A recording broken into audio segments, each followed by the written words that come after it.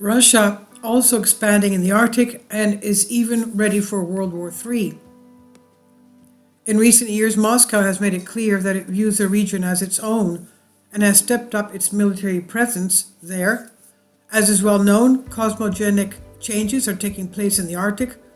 The melting of the ice in large areas have become the last front in the growing Cold War between Russia and China on the one hand and the United States and its allies on the other.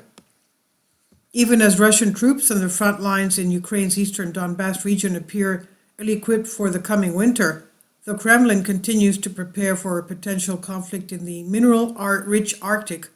In recent years, Moscow has made it clear that it views the region as its own and has stepped up its military presence. Moscow is strengthening its footprint there.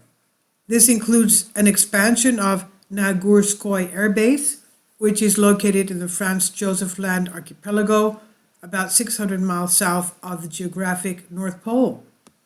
The base, which was first built in the 1950s as a weather station and communications outpost between the Eurasian mainland and the North Pole, features a trefoil-shaped facility consisting of 3 large pods extending from a central atrium called Arctic trefoil. The structure is painted in the white, red, blue colors of the Russian national flag to make sure anybody who sees it knows that this is Russian territory. The Russian military is significantly lengthening the runway at Nagorskoye Air Base, the remote northernmost military outpost located in the increasingly strategic Arctic region. The facility, which operates year-round, looks set to soon be more capable of supporting aircraft such as the MiG-31 Foxhound interceptor, extending the runway by 4 kilometers or 1 mile, makes it capable of supporting any Russian military aircraft with ease. The increasingly powerful air base at Nagorskoye raises the possibility that the fighter jets will actually be permanent, or at least on rotation, at some point in the near future. As of 2016, the Russian Ministry of Defense published plans to build special heated hangars there to accommodate the Su-34 fullback aircraft, as well as the Il-1178 aerial refueling tankers. There have been constant reports since then that a unit of MiG-31s could eventually be based permanently or on a rotational basis at the Arctic Air Base. Even using Nagorskoye as a base for interceptor aircraft would mean that Russia has the only tactical air combat capabilities permanently located in the entire region. A combination of interceptors as well as airborne early warning and maritime patrol aircraft would give Russia the ability to reach from its northernmost base and control the skies and seas at great distances around it. This combined with any future ground-based defenses, would give the Kremlin an edge against access disposal of the area and what might happen in that corner of the globe, and would present significant operational challenges to adversaries without similar established physical presence in that area. Harsh reality of the Arctic. The base is far from ideal, with temperatures regularly dropping to minus 42 degrees Celsius in winter and snow disappearing only from August to mid-September.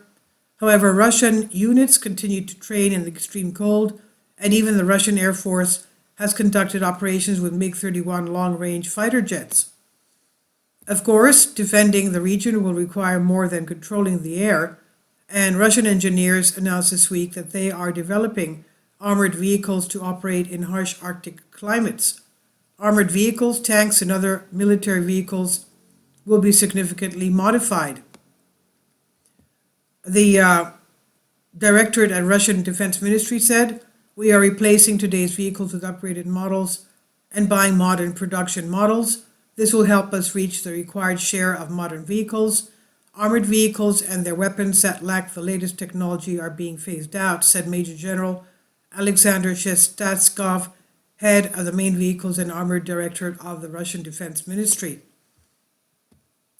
Shestaskov further explained that all weapons and equipment were standardized by placing them on basic interchangeable platforms.